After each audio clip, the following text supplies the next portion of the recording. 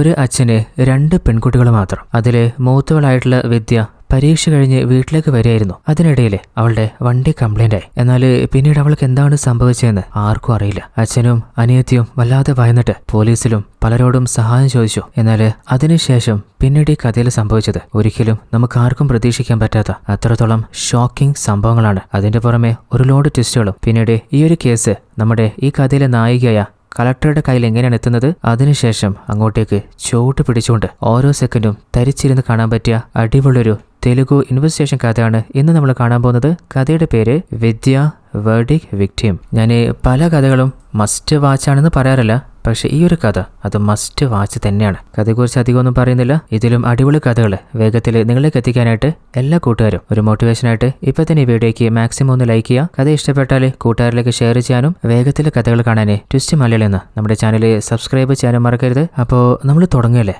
ഈ കഥയുടെ ആരംഭത്തില് 2012 നമ്മുടെ ഇന്ത്യയിൽ നടന്ന വളരെ മൃഗീയമായിട്ടുള്ള ഒരു കേസില്ലേ, അതായത് നിർഭയ കൊലക്കേസ്. 4 ആളുകൾ ചേർന്ന് ഒരു പെൺകുട്ടിയോട് ചെയ്ത ക്രൂരത ലോകത്തിന്റെ മുമ്പിൽ തന്നെ നമ്മുടെ ഇന്ത്യ തലകുനിഞ്ഞു നിന്നുപോയ ഇതുപോലൊരു കേസ് ഇതിനു മുൻപെന്താ നമ്മുടെ ഇന്ത്യയിൽ നടന്നിട്ടില്ലെന്ന് ചോദിച്ചു കഴിഞ്ഞാല് ഇതിനു മുൻപ് നടന്നിട്ടുണ്ട്. പിന്നെ നിർഭയുടെ കേസിൽ മാത്രം എന്താ പെട്ടെന്നൊരു തീർപ്പുണ്ടായത്? അതായത് ആ ഒരു പെൺകുട്ടിക്കും കുടുംബത്തിനും നീതി കിട്ടാനുള്ള കാരണം നമ്മള് സൊസൈറ്റിയാണ്. നമ്മൾ ഓരോരുത്തരും നമ്മുടെ കുടുംബത്തിലെ ഒരു പെൺകുട്ടിയായിട്ട് കണ്ടിട്ട് അവൾക്ക് നീതി വാങ്ങിക്കൊടുക്കാന് തെരുവിലിറങ്ങി സമരവും പ്രക്ഷോഭം നടത്തിയതുകൊണ്ടാണ് എല്ലാ മീഡിയകളും നിർഭയുടെ കേസ് തന്നെ ബ്രേക്കിംഗ് ന്യൂസ് ആയിട്ട് കൊടുത്തതും പല അധികാരികളുടെ ശ്രദ്ധയിലും പെട്ടെന്ന് തന്നെ എത്തിയതും. അപ്പോൾ ആ ഒരു കേസ് കാരണം നമ്മുടെ ഇന്ത്യയിലെ നിയമത്തിലോ അല്ലെങ്കിൽ പെൺകുട്ടികൾക്കോ എന്തെങ്കിലും മാറ്റം ലഭിച്ചിട്ടുണ്ടോ എന്ന് ചോദിച്ചു കഴിഞ്ഞാല് പോക്സോ നിയമം ഒന്നുകൂടി ശക്തമാക്കിയിട്ടുണ്ട്. അതുപോലെ പെൺകുട്ടികൾക്ക് എന്തെങ്കിലും ബുദ്ധിമുട്ട് സംഭവിച്ചാല് ഉടനെ തന്നെ പോലീസിനെയും ഉദ്യോഗസ്ഥരെയും അറിയിക്കാനായിട്ട് മൊബൈൽ ഹെൽപ്പിംഗ് ആപ്ലിക്കേഷൻസും പ്രൊവൈഡ് ചെയ്യുന്നുണ്ട്.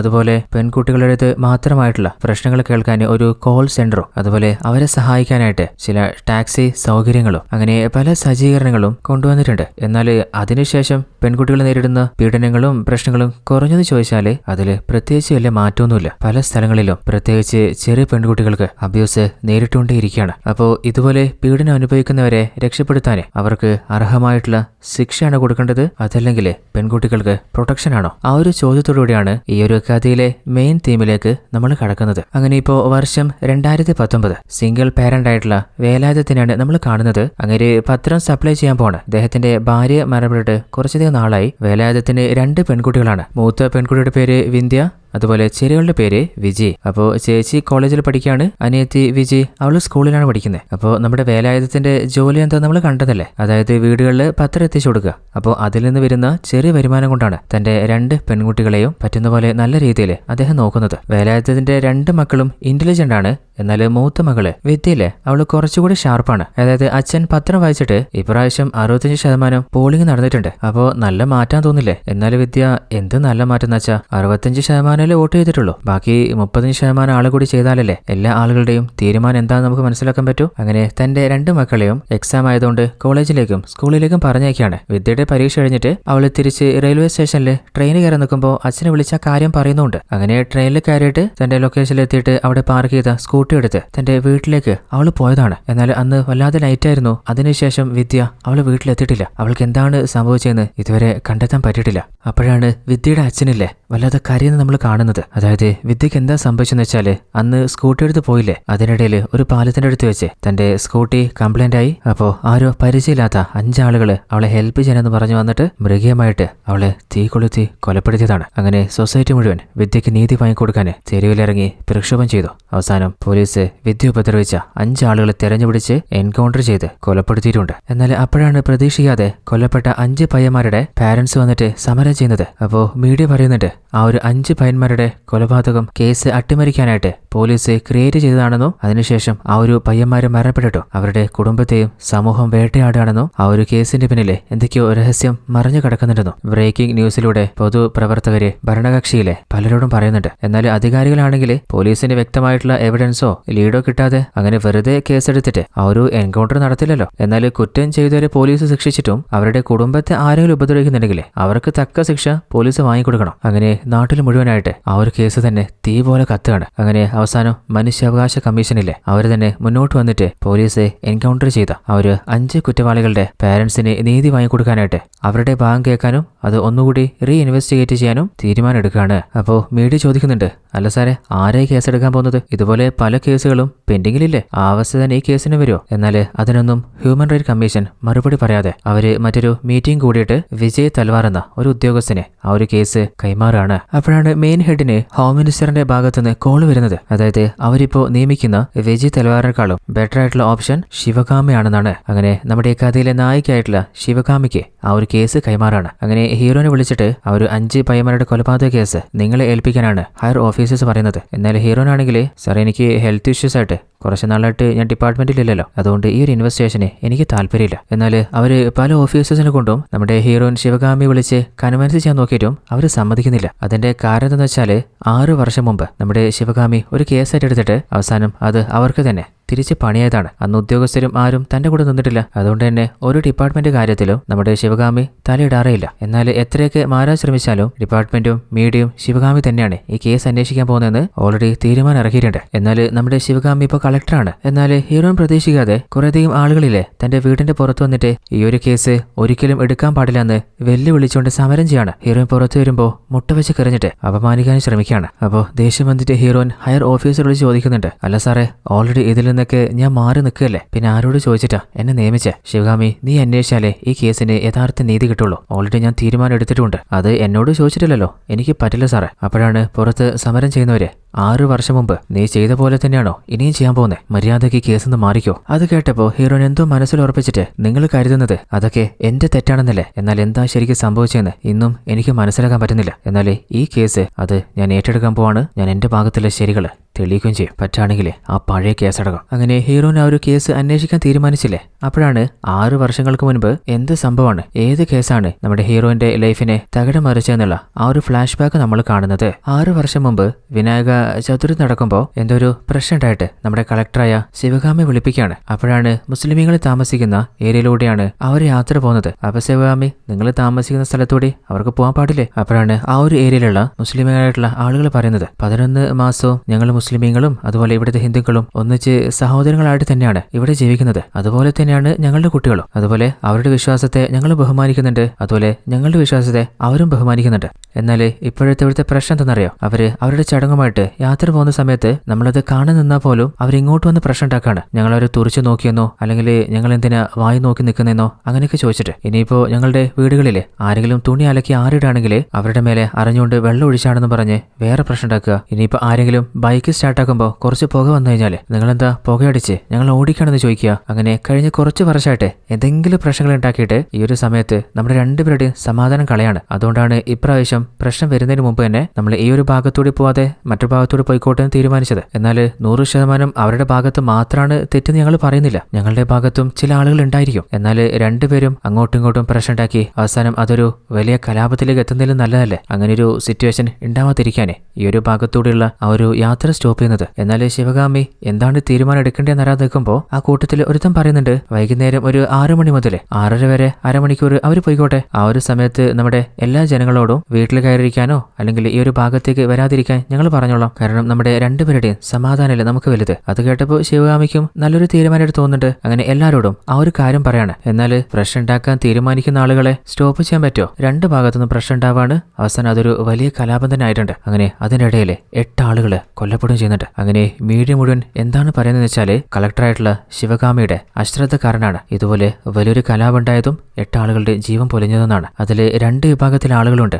അതിനുശേഷം ആ ഒരു ഏരിയയിലുള്ള ജനങ്ങൾ മുഴുവൻ നമ്മുടെ ശിവകാമിയുടെ മേലെ വല്ലാതെ ദേഷ്യത്തിലാണ്. അതുകൊണ്ട് തന്നെയാണ് അവർ ഈ കേസ് എടുക്കാൻ പാടില്ല എന്ന് ഹീറോയിനെ വാൺ ചെയ്തത്. എന്നാൽ ഈ ഒരു കേസല്ലാതെ മറ്റെല്ലാ കേസുകളും 100% സക്സസ് റേറ്റ് ഉള്ളതുകൊണ്ട് തന്നെയാണ് ഹോം മിനിസ്റ്റർ നമ്മുടെ ശിവകാമിക്ക് ഈ ഒരു കേസ് കൈമാറുന്നത്. എന്നാൽ മെന്റലി വല്ലാതെ ഡള്ളായിരിക്കുമ്പോൾ തന്റെ അമ്മ തന്നോട് പറയുന്ന പോലെ ഇനിയും നീ ഓർത്ത് സങ്കടപ്പെടാതെ നിന്നെ ഏൽപ്പിച്ച ആ ഒരു കേസിന്റെ സത്യാവസ്ഥ നീ തെളിയിക്കുക. അങ്ങനെ ഹീറോയിന് ആ ഒരു കേസ് ഏറ്റെടുത്തിട്ടുണ്ട്. തന്റെ അസിസ്റ്റന്റിനെ ഓൾറെഡി മരണപ്പെട്ട ആ ഒരു 5 പയ്യന്മാരിലെ അവരുടെ ഡെത്ത് സർട്ടിഫിക്കറ്റും ഡീറ്റെയിൽസും അവരുടെ പേരൻസ് കൊടുക്കുകയാണ്. അപ്പോഴാണ് നമ്മുടെ ശിവകാമി അങ്ങോട്ട് വരുന്നത്. ആ ഒരു പേരൻസിന്റെ കണ്ണ് നിറഞ്ഞുകൊണ്ട് ഞങ്ങളുടെ മക്കൾ ഒരു തെറ്റും ചെയ്തിട്ടില്ല. അപ്പോൾ അസിസ്റ്റന്റിനോട് ഇവർക്ക് ഇരിക്കാൻ ചെയർ കൊടുക്കുക, നിങ്ങൾ ആരും സങ്കടപ്പെടണ്ട, അത് അന്വേഷിക്കാൻ തന്നെയാണ് ഞാൻ വന്നിട്ടുള്ളത്. അങ്ങനെ 3 ഓഫീസേഴ്സ് ചേർന്നിട്ടുള്ള ഒരു ബെഞ്ച് ഫോം ചെയ്യാണ്. അങ്ങനെ ബാധിക്കപ്പെട്ട ആ ഒരു പയ്യന്മാരുടെ പേരൻസിനെ വിളിപ്പിക്കുകയാണ്. അപ്പോൾ അവർ ഓരോരുത്തർ പറയുന്നുണ്ട്, ഞങ്ങളുടെ മക്കള് ചെറിയ കുട്ടികളായിരുന്നു, അവരെങ്ങനെയാണ് ഇതിൽ പെട്ടെന്ന് അറിയില്ല, പോലീസ് വന്നിട്ട് അവരെ കൊണ്ടുപോയതാ, പിന്നെ ജീവനില്ലാതെയാ ഞങ്ങളവരെ കണ്ടത്. അപ്പോൾ മറ്റൊരു അമ്മയാണെങ്കിൽ 15 വർഷത്തോളം കാത്തിരുന്നിട്ടാ എനിക്ക് എന്റെ മോനെ കിട്ടിയ. അങ്ങനെ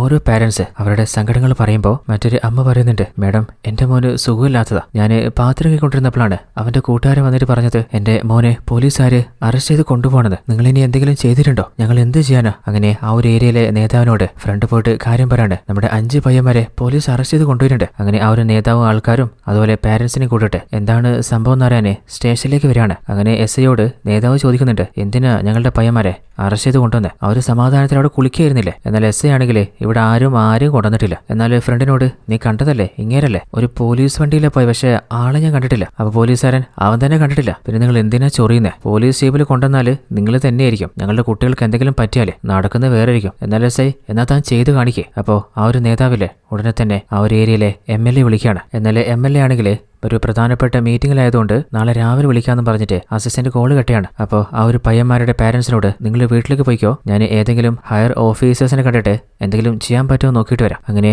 അവർ പോയിക്കൊണ്ടിരിക്കുമ്പോൾ ആ ഒരു പാരന്റ്സ് ഓരോരുത്തരായിട്ട് അവരുടെ മക്കളെ കുറിച്ച് ഓർക്കാണ്. ആ കൂട്ടത്തിൽ ഒരു പാരന്റ്സ് ആണെങ്കിൽ അവരുടെ പ്രാരാബ്ധം തീർക്കാൻ മകൻ ദുബായിലേക്ക് പോകുന്ന സങ്കടത്തിലാണ്. എന്നാൽ അപ്പോഴാണ് മകൻ ആ നാട്ടിൽ തന്നെ ഒരു ജോലി കണ്ടെത്തിയിട്ട് ആ ഒരു സന്തോഷ വാർത്തയും പറഞ്ഞ് അച്ഛനും അമ്മയ്ക്കും ബിരിയാണി വാങ്ങി കൊടുക്കുന്നത്. അതുപോലെ ആ ഗ്രാമത്തിലെ തലവനുമായിട്ട് ആ പയ്യന്മാരൊക്കെ ചേർന്ന് കബഡി കളിക്കാറുണ്ട്. അതിനിടയിൽ തലവന്റെ കാലിന് മസിൽ കയറിയപ്പോൾ അവരാണ് അങ്ങനെ ഹെൽപ്പ് ചെയ്തത്. മറ്റൊരു പയ്യനാണെങ്കിൽ അവന്റെ അമ്മയെ ടൗണിൽ കൂട്ടിക്കൊണ്ടുപോയിട്ട് സാധനം വാങ്ങിയിട്ട് ബൈക്കിലാണ് അവന്റെ അമ്മയെ വീട്ടിലേക്ക് കൊണ്ടായി കൊടുക്കുന്നത്. അതായത് ആ ഒരു പയ്യന്മാരുടെ ക്യാരക്ടർ നോക്കുമ്പോൾ കുടുംബത്തോടും പാരന്റ്സിനോടൊക്കെ സ്നേഹമുള്ള നല്ല കുട്ടികളാണ്. അപ്പോൾ അവരുടെ ഭാഗത്ത് നിന്ന് അങ്ങനെ ഒരു തെറ്റ് വരാൻ ഒരു ചാൻസും ഇല്ല. അങ്ങനെ ഗ്രാമത്തിലെ പലരും അവരെ പോലീസ് എങ്ങോട്ടാ കൂട്ടിക്കൊണ്ടുപോയത്, എവിടെയാണ് ഒളിപ്പിച്ചിട്ടുള്ളത്, അങ്ങനെ കണ്ടെത്തി നോക്കിയിട്ട് അവർക്കൊന്നും മനസ്സിലാക്കാൻ പറ്റിയില്ല. അങ്ങനെ എല്ലാവരും സങ്കടത്തിലിരിക്കുമ്പോഴാണ് അവരുടെ ഒരനിയത്തിയിലെ വീട്ടിന്റെ ഉള്ളിൽ നിന്ന് കരഞ്ഞുകൊണ്ട് അമ്മയെ വിളിക്കുന്നത്. അപ്പൊ എല്ലാവരും എന്താന്നറിയാൻ ഉള്ളിലേക്ക് പോയി നോക്കുമ്പോൾ അവരുടെ 5 മക്കളെയും പോലീസ് എൻകൗണ്ടർ ചെയ്ത് കൊലപ്പെടുത്തിയെന്നുള്ള ന്യൂസാണ് കാണുന്നത്. അതായത് വിന്ധ്യ എന്ന പെൺകുട്ടിയെ അവർ 5 പേരുമാണ് അബ്യൂസ് ചെയ്ത് കൊലപ്പെടുത്തിയെന്നും അപ്പോൾ അതിന്റെ ശിക്ഷ അവർക്ക് കൊടുത്തിട്ടുണ്ടെന്നാണ് മീഡിയയിൽ പറയുന്നത്. എന്നാൽ ആ ഒരു വാർത്ത ആ പാരന്റ്സിന് സഹിക്കാൻ പറ്റുന്നതിലും അപ്പുറമായിരുന്നു. എന്നാൽ ന്യൂസിൽ അവരുടെ ബോഡി കണ്ടപ്പോൾ അവർക്ക് പരിചയമുള്ള സ്ഥലമാണെന്ന് മനസ്സിലായിട്ട് അങ്ങോട്ട് പോയി നോക്കുമ്പോൾ അവിടെ പോലീസ് തടിച്ചു കൂടിയിട്ടുണ്ട്. അപ്പോഴാണ് ബോഡി ഹോസ്പിറ്റലാണുള്ളതെന്ന് മനസ്സിലാകുന്നത്. അവിടെ പോയി നോക്കുമ്പോൾ ഓൾറെഡി ഫോറൻസിക് ടീം ബോഡി അവിടെ നിന്ന് കൊണ്ടുപോയിട്ടുണ്ടെന്നാണ് പറയുന്നത്. അപ്പോൾ അവിടെ കാവലിൽ നിന്ന പോലീസ് കോൺസ്റ്റബിൾസിനോട് അവർ കാര്യം പറയുമ്പോൾ, ആഹാ അത് നിങ്ങളുടെ മക്കള്, ഹയർ ഓഫീസർ ഒന്ന് വിളിച്ചു നോക്കട്ടെ. അപ്പോൾ അങ്ങേര് വന്നിട്ട് പറയുന്നുണ്ട്, 5 പേരുടെയും ബോഡി കിട്ടാനായിട്ട് എഴുതി തന്നേക്ക്, അപ്പോൾ അടക്കം ചെയ്യുന്ന സ്ഥലത്ത് ബോഡി എത്തിച്ചേക്കാം. അപ്പൊ അവരാണെങ്കിൽ ഞങ്ങളുടെ മക്കളെ ഇപ്പൊ തന്നെ ഏൽപ്പിച്ചേക്ക്. അത് കേട്ടപ്പോൾ ദേഷ്യം വന്നിട്ട് പോലീസുകാരൻ 5 പേരും ചേർന്ന് ഒരു പെൺകുട്ടിയെ ക്രൂരമായി ഉപദ്രവിച്ച് കൊലപ്പെടുത്തിയിട്ട് ഇപ്പോൾ ലോ ആൻഡ് ഓർഡർ ഇഷ്യൂ ആയിട്ടുണ്ട്. അതുകൊണ്ട് എനിക്ക് ഡയറക്റ്റ് നിങ്ങൾക്ക് ബോഡി കൈമാറാനോ നിങ്ങളുടെ ഏരിയയിൽ കൊണ്ടുതരാനോ കഴിയില്ല. അപ്പോൾ ഗ്രാമത്തിലെ തലവനാണെങ്കിൽ തൂക്കിലേറ്റിയ കുറ്റവാളികളുടെ ബോഡി വരെ അവരുടെ മാതാപിതാക്കൾക്ക് കൈമാറുന്ന സമയത്ത് നിങ്ങൾ എന്തുകൊണ്ട് ഇങ്ങനെ വാശി പിടിക്കുന്നത്, ഇതിന്റെ പിന്നിൽ വേറെ എന്തോ ഉണ്ട്. അപ്പോൾ പോലീസുകാരൻ കൂടുതലൊന്നും പറയാനില്ല, കയ്യൊപ്പിട്ടിട്ട് അങ്ങ് പോയിക്കോ, ഇല്ലെങ്കിൽ ബോഡി ദഹിപ്പിച്ചിട്ട്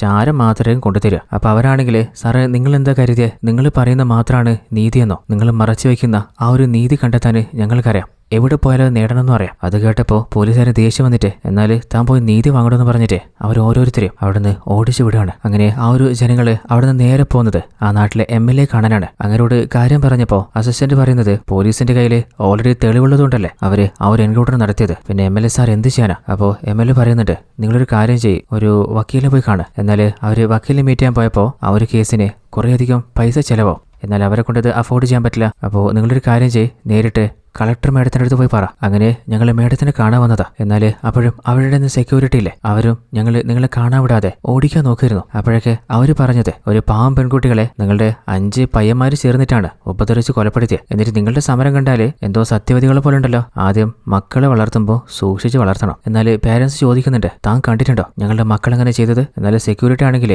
നിന്റെയൊക്കെ ജാതി അറിയുന്നില്ലേ, അവരങ്ങനെ ചെയ്തിരിക്കും. അതായത് ജാതി പറഞ്ഞ് അവർ അപമാനിക്കുകയാണ്. അങ്ങനെ അതൊരു പ്രക്ഷോഭത്തിലെത്താണ്. അതിനിടയിൽ അവരില്ലേ ആ ഒരു പാരന്റ്സിന് നേരെ കല്ലെറിയുന്നുണ്ട്. അങ്ങനെ അവരിൽ പലർക്കും പരിക്ക് പറ്റുന്നുണ്ട്. അങ്ങനെ ഹീറോനോട് ഞങ്ങൾ സത്യം എന്താണെന്ന് അറിയാൻ വേണ്ടി പോയതല്ലേ, അതിനിങ്ങനെയൊക്കെ ഉപദ്രവിക്കേണ്ട കാര്യമുണ്ടോ, ഞങ്ങൾ താഴ്ന്ന ജാതിക്കാരായതുകൊണ്ട് ഞങ്ങൾക്ക് വേണ്ടി ആരും ചോദിക്കാൻ വരില്ല എന്നുള്ള ധൈര്യത്തിലല്ലേ ഇങ്ങനെയൊക്കെ ചെയ്യുന്നേ. അങ്ങനെ അന്ന് ആ ഒരു മർഡർ നടന്ന ആ ഒരു ഏരിയയിൽ നിന്ന് നമ്മുടെ ഹീറോന്റെ ടീമിലെ എവിഡൻസുകൾ കളക്ട് ചെയ്യാണ്. അതുപോലെ മീഡിയയിലും ശിവഗാമിയുടെ ടീം ഈ ഒരു കേസ് അന്വേഷണം ഏറ്റെടുത്തായിട്ട് റിവീലും ചെയ്യാണ്. അതുപോലെ ആ ഒരു പാരന്റ്സിനെ പോലീസ് പ്രൊട്ടക്ഷൻ നൽകുകയാണ്. അങ്ങനെ നമ്മുടെ ഹീറോയിൻ ശിവകാമിയിലെ അവർ 5 പയ്യന്മാരുടെ കേസ് അന്വേഷിച്ച DSP വിളിപ്പിക്കുകയാണ്. അപ്പോൾ അങ്ങേര് പറയുന്നുണ്ട്, ഈ ഒരു നാട്ടിലെ എല്ലാ സ്ത്രീകൾക്കും അതുപോലെ കുട്ടികൾക്കും ഞാൻ പ്രൊട്ടക്ഷൻ ഉറപ്പ് വരുത്തി തരുന്നു. മേഡം, നിങ്ങൾക്കൊരു കാര്യം അറിയോ? ഇവിടെ സാധുക്കളെ മാത്രമേ പലരും വേട്ടയാടുന്നുള്ളൂ. നമ്മുടെ ഇന്ത്യയിലെ ഓരോ മിനിറ്റിലും 14 പെൺകുട്ടികൾ ഇതുപോലെ അബ്യൂസിന് റേപ്പിന് ഇരയാവുന്നുണ്ട്. കുറഞ്ഞത് ഒരു ദിവസം 80 മുതൽ 90 കേസുകൾ പല പോലീസ് സ്റ്റേഷനുകളിലും രജിസ്റ്റർ ആവുന്നുണ്ട്. എന്നാൽ പല കേസുകളും രജിസ്റ്റർ ആവാതെ പലരും ഭയന്നിട്ട് പുറത്ത്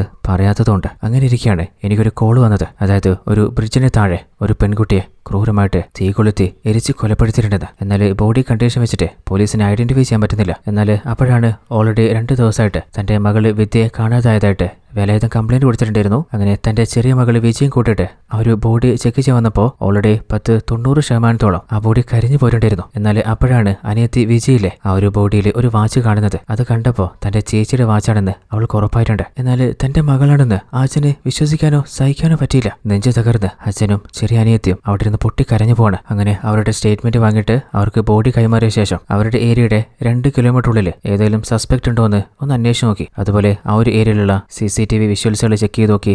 അതുപോലെ ഫോൺ റെക്കോർഡുകൾ ശരിക്കൊന്ന് അനലൈസ് ചെയ്ത് നോക്കി. അങ്ങനെ അന്വേഷണം പോയിക്കൊണ്ടിരിക്കുമ്പോഴാണ് ആ ഒരു ഏരിയയിലെ ജനങ്ങളില്ലേ ആ ഒരു കേസ് ഏറ്റെടുത്ത് വൈറലാക്കുന്നത്. പിന്നീട് ജനങ്ങള് അധികാരികൾക്കെതിരെയും പോലീസിനെതിരെയും ശക്തമായിട്ടുള്ള പ്രക്ഷോഭം തുടങ്ങിയപ്പോൾ അവസാനം എതിർ പാർട്ടിയിലുള്ള ഒരു നേതാവ് പറയുന്നുണ്ട്, നമ്മുടെ നാട്ടിലെ ഒരു പെൺകുട്ടിയുടെ അവസ്ഥ നിങ്ങൾ കണ്ടില്ലേ, എന്ത് പ്രൊട്ടക്ഷനാണ് ഇപ്പോഴത്തെ അധികാരം സ്ത്രീകൾക്ക് നൽകുന്നത്. ആ ഒരു വാർത്ത നമ്മുടെ മന്ത്രി കേട്ടപ്പോൾ ഉടനെ തന്നെയില്ലേ നമ്മുടെ DGP വിളിച്ചിട്ട് താൻ എന്താണ് ചെയ്തുകൊണ്ടിരിക്കുന്നത്, എനിക്ക് കൂടുതലൊന്നും താൻ പറയുന്നത് കേൾക്കണ്ട, ഇന്ന് വൈകുന്നേരത്തിനുള്ളിൽ ആ പെൺകുട്ടിയെ ആരോ ഉപദ്രവിച്ചത് അവരെ മീഡിയയുടെ മുമ്പിൽ കൊണ്ടുവന്ന് നിർത്തിക്കൊള്ളണം. അങ്ങനെ മന്ത്രിയാണെങ്കിൽ ഉടനെ തന്നെ വിദ്യ എന്ന പെൺകുട്ടി ഉപദ്രവിച്ചത് ആരാണ് അവരെ നിങ്ങളുടെ മുമ്പിൽ എത്തിക്കും. അങ്ങനെ നമ്മുടെ DCPയിലെ ആ ഒരു ഏരിയയിൽ രജിസ്റ്ററായ കോൾ റെക്കോർഡ്സ് എടുത്തപ്പോൾ 73 കോളുകൾ പോയിട്ടുണ്ട്. അതിൽ പെൺകുട്ടിയുടെ ബോഡി കിട്ടിയ ആ ഒരു ഏരിയയിൽ നിന്ന് 6 ആളുകളുടെ ഡീറ്റെയിൽസ് എടുത്തിട്ട് അവരെ ചോദ്യം ചെയ്യാൻ വിളിപ്പിച്ചതാണ്. അതിൽ 5 ആളുകൾ നേരിട്ട് വരാമെന്ന് പറഞ്ഞു. ഒരു നമ്പർ സ്വിച്ച് ഓഫ് ആയിരുന്നു. അപ്പോൾ അവന്റെ ഏരിയയിൽ അവനെ തേടി പോയപ്പോൾ പോലീസ് തന്നെയാണ് തേടിയെന്ന് ഉറപ്പായപ്പോൾ അവൻ കഴിച്ചുകൊണ്ടിരുന്ന ഭക്ഷണം പോലീസ് നേരെ വലിച്ചെറിഞ്ഞിട്ട് അവിടെ നിന്ന് ഓടി രക്ഷപ്പെടാൻ നോക്കുകയാണ്. അപ്പോൾ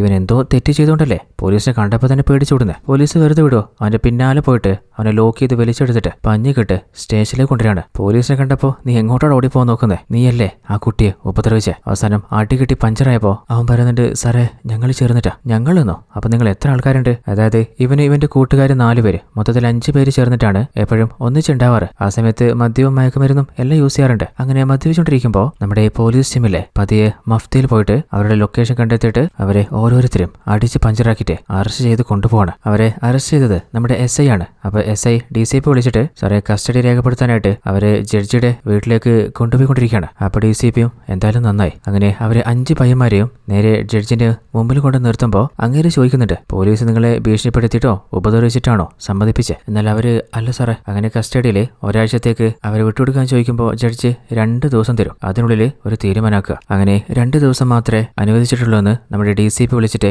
SI പറയുന്നുണ്ട്. അപ്പൊ DCP നിങ്ങളൊരു കാര്യം ചെയ്യ്, നേരെ അവരെ ആ ഒരു പെൺകുട്ടിയുടെ ബോഡി കിട്ടിയ ക്രൈംസിലേക്ക് കൊണ്ടുപോകും. അങ്ങനെ ആ ഒരു ഏരിയയിലെത്തിയിട്ട് പോലീസ് ചോദിക്കുന്നുണ്ട്, നിങ്ങളൊക്കെ നിങ്ങളെ പാരന്റ്സിനെ ഓർത്ത് നോക്കിയോ? നിങ്ങൾ എന്തൊക്കെയാ ചെയ്തത്? എല്ലാ കാര്യവും അതുപോലെ ഇപ്പോൾ ഞങ്ങളുടെ മുമ്പിൽ അഭിനയിച്ച് കാണിക്കുക. എന്നാൽ അവര് മടി കാണിക്കുമ്പോൾ ആ കുട്ടി ഉപദ്രവിച്ചപ്പോൾ നിങ്ങൾക്ക് ഒരു മടി ഉണ്ടായിട്ടില്ലല്ലോ, മര്യാദക്ക് കാണിക്കടാ. അങ്ങനെ ക്യാമറയുടെ മുമ്പിൽ അവരെന്താണ് ചെയ്തത് അത് അതുപോലെ അഭിനയിച്ച് കാണിക്കുകയാണ്. അതായത് അവർ 5 പേരും ചേർന്നിട്ട് മദ്യവും മയക്കുമരുന്നൊക്കെ ഉപയോഗിച്ചുകൊണ്ടിരിക്കുകയായിരുന്നു. അപ്പോഴാണ് പരീക്ഷ കഴിഞ്ഞിട്ട് നമ്മുടെ വിദ്യ സ്കൂട്ടിൽ വന്നിരുന്നില്ലേ, അവളുടെ വണ്ടി കംപ്ലൈന്റ് ആകുന്നത്. അത് പാലത്തിന്റെ താഴെ ഇരുന്ന് ഇവർ കാണുന്നുണ്ടായിരുന്നു. അങ്ങനെ അവളെ ഹെൽപ്പ് ചെയ്യുന്ന പോലെ അവരവളുടെ അരികിലെത്തിയിട്ട് അവളെ പിന്തുടർന്നു പോയിട്ട് അവരെ അബ്യൂസ് ചെയ്തതാണ്. അതിനുശേഷം ഇനിയെങ്ങാനും ഇവളീ കാര്യം പുറത്ത് ആരോടെങ്കിലും പറഞ്ഞാലോ ഇവരെ പിടിക്കപ്പെടില്ലേ, അത് സംഭവിക്കാതിരിക്കാനാണ് ആ പെൺകുട്ടി അവിടെ വെച്ച് തന്നെ തീ കൊളുത്തി അവർ കൊലപ്പെടുത്തി. അവര് ചെയ്ത് കുറ്റങ്ങൾ സമ്മതിക്കുകയും ചെയ്തു. അത് റെക്കോർഡ് ചെയ്തിട്ട് എവിഡൻസ് ആയിട്ട് പോലീസിന്റെ കയ്യിലുമില്ലേ. അതിനുശേഷം അവരെ കോടതിയിലേക്ക് കൊണ്ടുപോകാനായിട്ട് വാനിലേക്ക് കയറ്റാൻ നോക്കുമ്പോൾ ആ 5 പേരുമില്ലേ പോലീസുകാർ അറ്റാക്ക് ചെയ്തിട്ട് അതിലൊരാളുടെ ഗണ്ണും കയ്യിലെടുത്തിട്ട് അവിടുന്ന് രക്ഷപ്പെടാൻ നോക്കുകയാണ്. ആ ഒരു കാഴ്ച കണ്ടപ്പോൾ DCP ഇല്ലേ ഗണ്ണെടുത്ത് പുറത്തിറങ്ങിയിട്ട് നിലവിൽ ചെയ്ത തെറ്റിന്റെ മേലെ അടുത്ത തെറ്റ് ചെയ്യാൻ നിൽക്കണ്ട, എന്നാൽ ആ പയ്യനാണെങ്കിൽ മര്യാദ ഗണ്ണ് താഴെയിട്ടോ. എന്നാൽ വീണ്ടും അവർ വാൺ ചെയ്തപ്പോൾ ഇനിയെങ്ങാനും അവർ ഷൂട്ട് ചെയ്യുന്ന പറഞ്ഞിട്ട് നമ്മുടെ DCP ഇല്ലേ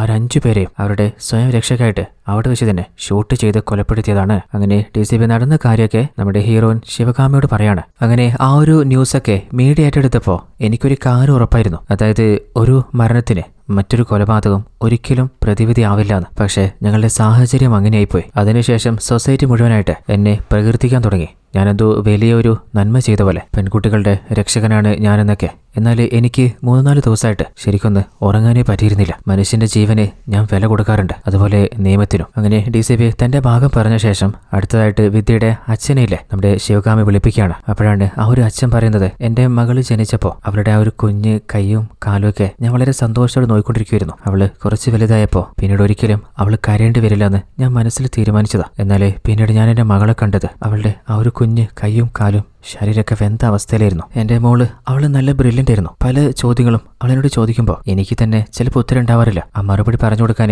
ഓരോ ചോദ്യങ്ങളും ഞാൻ എഴുതി വെക്കുമായിരുന്നു. എന്നാൽ അവൾക്ക് ഞാൻ ഉത്തരം പറഞ്ഞു കൊടുക്കേണ്ട ഒരാവശ്യമില്ല. അതിന്റെയൊക്കെ മറ്റൊരു തലത്തിലുള്ള ഉത്തരം, അതുപോലെ വ്യത്യസ്തമായിട്ടൊരു കാഴ്ചപ്പാട് അവൾക്കുണ്ടായിരുന്നു. അങ്ങനെ അന്ന് എന്തായിരുന്നു സംഭവിച്ചത് ആ ഒരു കാര്യം പറയാണ്. വിദ്യ അവളുടെ എക്സാം എഴുതാൻ പോയതാണ്. അങ്ങനെ വരുന്ന സമയത്ത് അവളെന്നെ വിളിച്ചിട്ട് ഞാൻ ട്രെയിനിൽ കയറാൻ പോവാണ്. അങ്ങനെ പാർക്കിങ്ങിൽ വന്നിട്ട് അവളുടെ വണ്ടി എടുത്തിട്ട് വീട്ടിലേക്ക് അവൾ തിരിച്ചതാണ്. അപ്പോൾ അവൾ സാധാരണ വരുന്ന പോലെ ഞാൻ പ്രതീക്ഷിച്ചിരുന്നു. എന്നാൽ സമയം വല്ലാതെ ലേറ്റ് ആയിട്ടും അവൾ വരാതായപ്പോൾ എനിക്ക് ചെറുതായിട്ട് ടെൻഷൻ കൂടി. അപ്പോൾ അവളുടെ അനിയത്തി വിജിയോട് ഞാൻ ചോദിച്ചു, ചേച്ചി വേറെ എവിടെയെങ്കിലും പോകുന്ന കാര്യം പറഞ്ഞോ? അവൾ വിളിച്ചില്ലല്ലോ, നീ ഒന്ന് വിളിച്ചു നോക്ക്. അങ്ങനെ വിജി വിളിച്ചപ്പോൾ വിദ്യയാണെങ്കിൽ വരുന്ന വഴിക്ക് എന്റെ സ്കൂട്ടി ഒന്ന് കംപ്ലൈന്റ് ആയി. അപ്പോൾ ഇനിയിപ്പോൾ എങ്ങനെയാ വരേണ്ടതെന്ന് അറിയില്ല. അല്ല ഇനിയിപ്പോൾ എന്താ ചെയ്യാ? ഒരു 5 ചേട്ടന്മാര് വണ്ടി റെഡിയാക്കാൻ നോക്കുന്നുണ്ട്. അപ്പോൾ വിജി, അല്ല ചേച്ചി പരിചയമില്ലാത്ത ആൾക്കാരോട് എന്തിനാ സഹായം ചോദിക്കുന്നത്? അല്ല അവര് തന്നെ ഇങ്ങോട്ട് വന്നിട്ട് ഹെൽപ്പ് ചെയ്യാന്ന് പറഞ്ഞതാ. അല്ല ചേച്ചി വേറെ കുഴപ്പമൊന്നുമില്ലല്ലോ? വിജി, കുഴപ്പമില്ലാന്ന് തോന്നുന്നേ, പക്ഷെ അവരുടെ നോട്ടും പെരുമാറ്റമൊന്നും അത്ര നല്ലതല്ല. അപ്പോൾ അവള് വണ്ടി റെഡിയാൻ തോന്നുന്നുണ്ട്, ഞാൻ വേഗം വന്നേക്കാന്ന് പറഞ്ഞിട്ട് ഫോൺ കട്ട് ചെയ്തതാണ്. അപ്പോൾ എന്റെ മോള് വിജി എന്നോട് പറഞ്ഞു ചേച്ചി വരുന്നുണ്ടെന്ന്. അങ്ങനെ വീണ്ടും കുറെ നേരം വിദ്യ അവള് വരുന്നത് കാത്തുനിന്നു, പക്ഷെ അവളെ കണ്ടില്ല. അങ്ങനെ അവളെ ഒന്ന് വിളിക്കാൻ വീണ്ടും പറഞ്ഞപ്പോൾ വിജി വിളിച്ചു നോക്കി. എന്നാൽ ഫോൺ എത്ര റിംഗ് ആയിട്ടും വിദ്യ അവള് ഫോൺ എടുത്തില്ല. അച്ഛ ചേച്ചി ഫോൺ എടുക്കുന്നില്ല, എന്തോ കുഴപ്പമുണ്ടെന്ന് തോന്നുന്നുണ്ട്. അത് കേട്ടപ്പോൾ അച്ഛന് വല്ലാതെ പേടി തോന്നിട്ട് തന്റെ ബൈക്ക് എടുത്തിട്ട് ആ ഒരു പാലത്തിന്റെ അരികിലേക്ക് പോവാണ്. അപ്പോഴാണ് അവിടെ താഴെയായിട്ട് വിദ്യയുടെ സ്കൂട്ടിയും അതുപോലെ ബാഗും കാണുന്നത്. എന്നാൽ അവിടെ എവിടെ നോക്കിയിട്ടും തന്റെ മകളെ കാണുന്നില്ല. വിദ്യ എന്ന് കുറെ വിളിച്ചു നോക്കിയിട്ടും ഒരു റെസ്പോണ്ടും ഇല്ല. വല്ലാതെ ഭയന്നിട്ട് ആരെങ്കിലും ഉണ്ടോ എന്ന് ഹെൽപ്പിന് ചോദിച്ചിട്ടും അവിടെ ആരും ഉള്ള പോലെ തോന്നുന്നില്ല. അങ്ങനെ വേഗം തന്നെ സ്റ്റേഷനിലേക്ക് വന്നിട്ട് തന്റെ മകള് മിസ്സിംഗ് ആണ്, അവൾക്ക് എന്തോ പറ്റിയിട്ടുണ്ട്. അവളെ തേടി വന്നപ്പോൾ അവളുടെ ബൈക്കും ബാഗും ഞാൻ കണ്ടിട്ടുണ്ടായിരുന്നു. അങ്ങനെ ആ ഒരു സ്ഥലത്തേക്ക് പോലീസിനെ കൂട്ടിക്കൊണ്ടുപോയി നോക്കുമ്പോൾ വേലായുധം അങ്ങേര് വല്ലാതെ ഷോക്കായി പോണ്. കുറച്ചു നേരത്തെ കണ്ട തന്റെ മകളുടെ സ്കൂട്ടിയും ആ ഒരു ബാഗൊന്നും ഇപ്പൊ അവിടെ കാണാനില്ല. അതായത് ആരോ എവിഡൻസ് വൃത്തിക്ക് ക്ലീൻ ആക്കിയ പോലെ. അപ്പോൾ പോലീസ് ഓഫീസർ നിങ്ങളുടെ മകളുടെ സ്കൂട്ടിയുടെ നമ്പർ എത്രയാ? അങ്ങനെ ആ ഒരു നമ്പർ വാങ്ങിയിട്ട് കൺട്രോൾ റൂമിന് ഇൻഫർമേഷൻ പാസ് ചെയ്യാണ്. അങ്ങനെ വേലായുധത്തിനോട് അങ്ങയുടെ ഏരിയയിലുള്ള പോലീസ് സ്റ്റേഷനിൽ കംപ്ലൈന്റ് കൊടുക്കാൻ പറയാണ്. അങ്ങനെ ആ സ്റ്റേഷനിൽ വന്നപ്പോൾ അവിടെ SI ഇല്ല. കുറച്ചു നേരം വെയിറ്റ് ചെയ്തപ്പോൾ ലേഡി SI വരികയാണ്. അങ്ങനെ അവരോട് കാര്യം പറയുന്നുണ്ട്. അങ്ങനെ ആ ഒരു ലേഡി SIയിലെ കംപ്ലൈന്റ് എഴുതി വാങ്ങിയിട്ട് അങ്ങനെ വീട്ടിലേക്ക് പറഞ്ഞു വിടുകയാണ്. എന്നാൽ തന്റെ ചെറിയ മകളെ കൂട്ടിയിട്ട് ആ ഒരു പാലത്തിന്റെ അരികിൽ തന്നെ മൂത്ത മകള് വിദ്യക്ക് കാത്തു നിൽക്കുമ്പോൾ ഒരു കോൾ വരുന്നുണ്ട്. ബൈപ്പാസിലെ ബ്രിഡ്ജിന്റെ അടിയിൽ ഒരു പെൺകുട്ടിയുടെ ബോഡി എരിഞ്ഞ നിലയിൽ കണ്ടെത്തിയിട്ടുണ്ട്. അത് നിങ്ങളുടെ മകളാണോ എന്ന് ഒന്ന് വന്ന് ഐഡന്റിഫൈ ചെയ്യാൻ. അങ്ങനെ പോയി നോക്കിയപ്പോൾ ആ ഒരു ബോഡി നല്ല രീതിയിൽ തന്നെ കരിഞ്ഞിരുന്നില്ലേ. അവസാനം വാച്ച് വെച്ച് തന്റെ മകളാണെന്ന് വേലായുധം കൺഫേം ചെയ്തതാണ്. അങ്ങനെയുടെ സ്റ്റേറ്റ്മെന്റ് എടുത്ത ശേഷം അടുത്തതായിട്ട് വേലായുധത്തിന്റെ ചെറിയ മകള് വിജി വിളിപ്പിക്കുകയാണ്. അങ്ങനെ വിജിയോട് അവളുടെ ഭാഗത്തുനിന്ന് എന്താണ് സംഭവിച്ചെന്ന് ചോദിക്കുമ്പോൾ തന്റെ അച്ഛൻ വേലായുധമില്ലേ മകളെ തേടി പോയിട്ട് കുറെ നേരം ചേച്ചിയെ കാണാതായപ്പോ വിജി നേരെ പോലീസ് ഹെൽപ്പ് ലൈന് 100ലേക്ക് വിളിച്ചിട്ടുണ്ടായിരുന്നു. കുറെ നേരം വിളിച്ചപ്പോൾ പോലീസ് പിക്ക് ചെയ്തില്ല. അവസാനം കൺട്രോൾ റൂമിൽ നിന്ന് ഒരു ഓഫീസർ പിക്ക് ചെയ്തപ്പോൾ അവള് കാര്യങ്ങൾ പറഞ്ഞു. ഇങ്ങനെ എന്റെ ചേച്ചി എക്സാമിന് പോയിട്ട് തിരിച്ച് വരുന്ന വഴിക്ക് സ്കൂട്ടി പാലത്തിന്റെ മുകളിൽ വെച്ച് കംപ്ലൈന്റ് ആയപ്പോൾ ഒരു 5 ചേട്ടന്മാര് ഹെൽപ്പ് ചെയ്യാൻ ചേച്ചിയുടെ അരികിലേക്ക് വന്നിട്ടുണ്ടായിരുന്നു. എന്നാൽ അതിന് ശേഷം പിന്നീട് ചേച്ചി വരാന്ന് പറഞ്ഞിട്ട് ചേച്ചിയെ കണ്ടില്ല. വിളിച്ചിട്ട് ഫോണും എടുക്കുന്നില്ല. എന്റെ ചേച്ചിയെ എങ്ങനെയെങ്കിലും ഒന്ന് ഹെൽപ്പ് ചെയ്യോ? അപ്പോൾ പോലീസ് ടീം ആ ഒരു ഡീറ്റെയിൽസ് ഒക്കെ വെച്ചിട്ട് കംപ്ലൈന്റ് എഴുതി നോക്കുമ്പോൾ ഓൾറെഡി വിദ്യ കാണുന്നില്ലാന്ന് തന്റെ അച്ഛൻ കംപ്ലൈന്റ് രജിസ്റ്റർ ചെയ്തിട്ടുണ്ട്. അപ്പോൾ പോലീസ് ടീം ഞങ്ങൾ അന്വേഷിക്കുന്നുണ്ട്, ടെൻഷൻ അടിക്കണ്ടെന്ന് പറഞ്ഞ് ഫോൺ കട്ട് ചെയ്തതാണ്. അപ്പോൾ വിജി വീണ്ടും തന്റെ ചേച്ചിയെ ഒന്നുകൂടി ഒന്ന് വിളിച്ചു നോക്കിയപ്പോൾ രണ്ടാമത് ഫോൺ റിംഗ് ആയി. അവസാനം ആ ഒരു ഫോൺ ചേച്ചി പിക്ക് ചെയ്യുകയും ചെയ്തു. എന്നാൽ ഞാൻ ചോദിച്ചതിന് ഒന്നും മറുപടി പറയാതെ ചേച്ചിയുടെ ശ്വാസത്തിന്റെ ശബ്ദം മാത്രം ഞാൻ കേട്ടു. അതിൽ നിന്ന് എനിക്കൊരു കാര്യം ഉറപ്പായി. അതായത് ചേച്ചി എങ്ങോട്ടോ ഓടിക്കൊണ്ടിരിക്കുന്ന പോലെ, ആരോ പിന്തുടരുന്ന പോലെ. അപ്പോൾ ആ ഒരു വോയിസ് കോൾ ഞാൻ കട്ട് ചെയ്തിട്ട് എന്താണ് സംഭവിക്കുന്നത് പറയാൻ വീഡിയോ കോൾ ചെയ്ത് നോക്കി. അപ്പോൾ ആ ഒരു കോളും ചേച്ചി എടുത്തു. അപ്പോൾ അതിൽ ഞാൻ സംശയിച്ച പോലെ തന്നെ ചേച്ചി ആരോ ഭയന്നിട്ട് ഓടുന്നാണെന്ന് എനിക്ക് ഉറപ്പായി. അപ്പോൾ ഞാൻ ചേച്ചിയോട് ചോദിച്ചു, എന്താ പറ്റിയ ചേച്ചി, എങ്ങോട്ട് ഓടുന്നേ? അപ്പോൾ ചേച്ചി എന്നോട് നീ കുറച്ചു നേരം ഒന്നും മിണ്ടല്ലേ. അങ്ങനെ ആ ഒരു ഫോണിലൂടെ വീഡിയോ കോളില് എന്താണ് എന്റെ ചേച്ചിക്ക് സംഭവിക്കുന്നത് അദ്ദേഹം നേരിട്ട് കണ്ടിട്ടുണ്ടായിരുന്നു. ആ ഒരു 5 പയ്യന്മാരില്ലേ എന്റെ ചേച്ചിയെ പിന്തുടർന്ന് വരികയായിരുന്നു. ചേച്ചി പേടിച്ച് അവിടെ ഉണ്ടായിരുന്നൊരു ലോറിയിൽ ഒളിച്ചപ്പോൾ അതിനുള്ളിലെ ആ ഒരു 5 ആളുകൾ അവിടെ എത്തിയിട്ടുണ്ട് എന്റെ ചേച്ചിയെ കണ്ടിട്ടുണ്ടായിരുന്നു. അതില് സെലവ എന്നൊരുത്തനോട് വണ്ടി എടുക്കാനും പറഞ്ഞിട്ട് ചേച്ചിയെ അവിടുന്ന് അവര് വലിച്ചഴിച്ച് കൊണ്ടുപോയതാണ്. അതിനുശേഷമാണ് ആ ഫോൺ കട്ടാകുന്നത്. അതേ സമയത്താണ് തന്റെ അച്ഛൻ വേലായുധം സ്റ്റേഷനിൽ കംപ്ലൈന്റ് കൊടുത്ത് വീട്ടിലെത്തിയ. അപ്പൊ അച്ഛനോട്, അച്ഛാ ഞാൻ ചേച്ചിയെ വിളിച്ചിട്ടുണ്ടായിരുന്നു, ചേച്ചി ഫോൺ എടുത്തു, ചേച്ചിയെ ഞാൻ കണ്ടു, എന്തോ ഒരു വലിയ അപകടത്തില്ല. അങ്ങനെ അവര് ആ ഒരു സ്ഥലത്തേക്ക് തന്നെ പോകാൻ നോക്കുമ്പോഴാണ് വേലായുധത്തിന് കോൾ വരുന്നത്. തന്റെ മകളുടെ ബോഡി കത്തിക്കരിഞ്ഞ രീതിയിൽ പാലത്തിനടിയിലുണ്ടെന്ന്. അങ്ങനെ അവര് ആ ഒരു ഏരിയയിൽ പോയിട്ട് തന്റെ ചേച്ചി തന്നെയാണെന്ന് ആ ഒരു ബോഡി ഐഡന്റിഫൈ ചെയ്യുന്നതും അങ്ങനെ നമ്മുടെ ഹീറോയിൻ ശിവഗാമിയിലെ എല്ലാവരുടെ ഭാഗത്തു നിന്നും കാര്യങ്ങൾ മനസ്സിലാക്കിയ ശേഷം എന്തായിരിക്കും ശരിക്കും സംഭവിച്ചിട്ടുണ്ടാവാന്ന് മനസ്സിലൊന്ന് കാൽക്കുലേറ്റ് ചെയ്ത് നോക്കാണ്. അങ്ങനെ ആ ഒരു കുറ്റവാളികളുടെ ഡീറ്റെയിൽസ് എടുത്തപ്പോൾ ഹീറോയിൻ ഷോക്കായി പോകുന്നുണ്ട്. അതായത് വിജി പറഞ്ഞിരുന്നില്ലേ അവളുടെ ചേച്ചിയെ സെൽവ എന്ന ഒരുത്തനാണ് വണ്ടി എടുത്തിട്ട് അവിടുന്ന് കൂട്ടിക്കൊണ്ടുപോയതെന്ന്. എന്നാൽ ആ ഒരു 5 ആളുകളിൽ സെൽവ എന്ന ഒരു പയ്യന്റെ പേരില്ല. അപ്പോ വിജി അന്ന് കേട്ട ആ ഒരു സെൽവ അവൻ ആരായിരിക്കും? ഈ 5 ആളുകളല്ലാതെ 6ാമത്തവനായിട്ട് എന്താണ് ബന്ധം? അങ്ങനെ വീണ്ടും ആ ഒരു ക്രൈം സീനിൽ പോയിട്ട് ഒന്നുകൂടി എന്തെങ്കിലും എവിഡൻസ് കിട്ടുമോ അല്ലെങ്കിൽ ക്ലൂ കിട്ടുമോ എന്ന് അന്വേഷിച്ച് നോക്കുകയാണ്. എന്നാൽ പ്രത്യേകിച്ചൊന്നും നമ്മുടെ ഹീറോയിൻ ശിവകാമിക്ക് കണക്ട് ആവുന്നില്ല. അതേ സമയത്ത് മറ്റൊരു ഭാഗത്ത് നമ്മുടെ അച്ഛൻ വേലായുധനോട് മകള് ചോദിക്കുന്നുണ്ട്, അച്ഛാ ചേച്ചിയുടെ മരണത്തിന് അവർക്ക് യഥാർത്ഥ ശിക്ഷ കിട്ടിയില്ലേ? എന്നാൽ അച്ഛനാണെങ്കിൽ ശിക്ഷ കിട്ടിയിട്ടെന്താ? നിന്റെ ചേച്ചിയെ പോലെ ഇനിയും ഒരു പെൺകുട്ടിയും ഈ നാട്ടില് ഉണ്ടാവില്ല എന്ന് എന്താ ഉറപ്പ്? അതേസമയത്ത് ആ മരണപ്പെട്ട പയ്യന്മാരിലെ ഒരു പയ്യന്റെ അമ്മ പറയുന്നുണ്ട്, ശരിയാണ്, നമ്മുടെ മോൻ എന്റെ പേഴ്സിൽ നിന്ന് പൈസ എടുത്തിട്ടുണ്ട്, നിങ്ങളുടെ പോക്കറ്റിൽ നിന്നും പൈസ എടുത്തിട്ടുണ്ട്, ചെറിയ കളവ് നടത്തുന്നില്ലാതെ ഒരു പെൺകുട്ടിയോടും അവൻ ഇങ്ങനെയൊന്നും ചെയ്യില്ല. അപ്പോ ആ ഒരു അച്ഛനും പറയുന്നുണ്ട്, നമ്മുടെ മോനെ എനിക്കും അറിയുന്നല്ലേ. അതായത് ആ ഒരു പേരൻസിനെ സംബന്ധിച്ചിടത്തോളം അവരുടെ മകൻ വളരെ ഇന്നസെന്റ് ആണ്. അതായത് അവർ ഓരോരുത്തരും കരുതുന്നത് അവരുടെ മക്കളെ ഈ ഒരു കേസിൽ ഫ്രെയിം ചെയ്തതാണെന്നല്ലേ. അങ്ങനെ അവസാനം നമ്മുടെ ഹീറോയിൻ ശിവകാമിയിലെ എല്ലാവിധ എവിഡൻസ് കളക്ട് ചെയ്തിട്ട് ഇൻവെസ്റ്റിഗേഷൻ കംപ്ലീറ്റ് ചെയ്തിട്ടുണ്ട്. അങ്ങനെ ആ കേസുമായിട്ട് ബന്ധപ്പെട്ട എല്ലാ ആളുകളെയും വിളിപ്പിക്കുകയാണ്. അങ്ങനെ ഹീറോയിന്റെ ടീമിൽ നിന്ന് ഒരു അസിസ്റ്റന്റ് ചോദിക്കുന്നുണ്ട്, നിങ്ങളുടെ മകള് വിദ്യ രാത്രി 10:30 മണിയായിട്ട് വീട്ടിലെത്താതാവുമ്പോ അവളുടെ കൂടെ വേറെ ഒരാളെ പറഞ്ഞയച്ചുകൂടായിരുന്നോ? അച്ഛനായ നിങ്ങൾക്ക് പോയിക്കൂടായിരുന്നോ? അത് കേട്ടപ്പോൾ വിജിക്ക് ദേഷ്യം വന്നിട്ട്, നിങ്ങൾ എന്തായി പറയുന്നത്? ഒരു പെൺകുട്ടിക്കും ഒരിക്കലും പുറത്തിറങ്ങാൻ പാടില്ലെന്നാ? ഇനിയിപ്പോ ആ ഒരു അപകടം വല്ല ട്രെയിനിൽ വെച്ചിട്ടാണെങ്കിലോ സംഭവിക്കുന്നത്?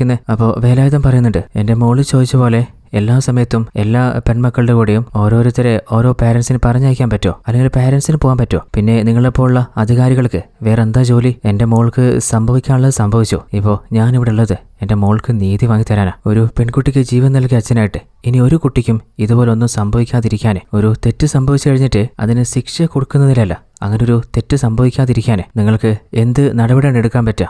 അതാണ് നമ്മൾ ചിന്തിക്കേണ്ടത്. അങ്ങനെ അടുത്തതായിട്ട് നമ്മുടെ ഹീറോയിൻ ശിവകാമി പോലീസുകാരോട് ചോദിക്കുന്നുണ്ട്, നിങ്ങളെല്ലാവരും അല്ലേ ഈ കേസ് അന്വേഷിച്ചത്? അപ്പോൾ അവരെങ്ങനെയാണ് കേസ് അന്വേഷിച്ചത്?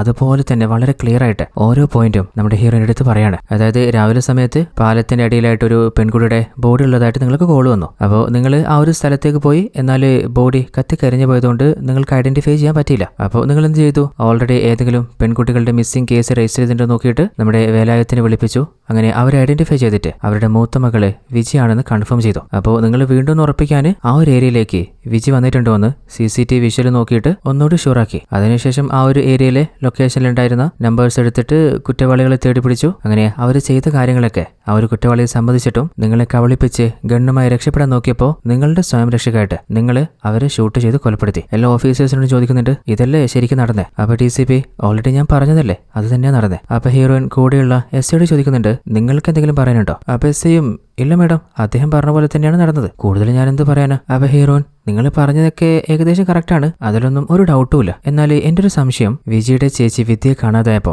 വിജി അവളെ ഫോൺ വിളിച്ചിട്ടുണ്ടായിരുന്നു. അപ്പൊ വീഡിയോ കോളില് അവളെ ആ പയ്യന്മാര് വലിച്ചു കൊണ്ടുപോകുന്നതും അവള് കണ്ടിട്ടുണ്ടായിരുന്നു. അപ്പോ അതിലൊരുത്തൻ സെൽവ വണ്ടി എടുക്കുമെന്ന് പറഞ്ഞിട്ടുണ്ട്. എന്നാൽ നിങ്ങൾ ഓൾറെഡി പിടിച്ചിട്ടുള്ള ആ 5 പേരില് സെൽവം എന്നൊരു പയ്യനില്ല. അങ്ങനെ ഒരു സെൽവൻ ആരാണെന്ന് പോലും നിങ്ങളുടെ റിപ്പോർട്ടിലെ എവിടെയോ നിങ്ങൾ മെൻഷൻ ചെയ്തിട്ടുമില്ല. അപ്പൊ അങ്ങേര് പറയുന്നുണ്ട്, അത് മേഡം ചിലപ്പോ അവർ കേട്ടത് മാറിയതായിരിക്കും, സെൽവ അല്ല ശിവയായിരിക്കും. അപ്പോ വിജി എഴുന്നേറ്റ് പറയുന്നുണ്ട്, അല്ല മേഡം, അദ്ദേഹം പറയുന്ന പോലെയല്ല, ഞാൻ ശരിക്കും കേട്ടതാ, അത് സെൽവ തന്നെയായിരുന്നു. അപ്പോൾ DCPയോട് ശിവകാമി പറയുന്നുണ്ട്, നിങ്ങൾ ആ ഒരു 5 കുറ്റവാളികളെ ഏത് മൊബൈൽ സിഗ്നൽ വെച്ചിട്ടാണ് പിടിച്ചത്? അതേ മൊബൈൽ സിഗ്നൽ വെച്ച് തന്നെ ഞാനും ചില കാര്യങ്ങൾ കണ്ടുപിടിച്ചിട്ടുണ്ട്. നിങ്ങൾ പോയ വഴിയിൽ കൂടെ ഞാനൊന്ന് പോയി നോക്കിയതാ. അപ്പൊ അത് ഞാൻ പറയണോ അല്ലെങ്കിൽ നിങ്ങൾ തന്നെ പറയുന്നതാണെന്നല്ലേ? അതായിരിക്കും നന്നാവുക. അപ്പോ DCP പറയുന്നുണ്ട്, മേഡം തെറ്റ് പറ്റിപ്പോയി. അപ്പോ ശിവകാമി എന്ത് സംഭവിച്ചു എന്ന് ഒന്നുകൂടി പറയോ? അപ്പോ അങ്ങേര് പറയുന്നുണ്ട്, മേഡം ഇതൊരു ഫേക്ക് എൻകൗണ്ടർ ആണ്. അപ്പൊ ശിവകാമി, എന്ത് ഫേക്ക് എൻകൗണ്ടറോ? നിങ്ങൾ നടത്തിയത് മർഡർ അല്ലേ? 5 പേരെ ഷൂട്ട് ചെയ്ത് കൊലപ്പെടുത്തിയിട്ട് നിങ്ങൾ ഡ്രാമ ഇറക്കുക. അപ്പോഴാണ് ശരിക്കും എന്താണ് സംഭവിച്ചത്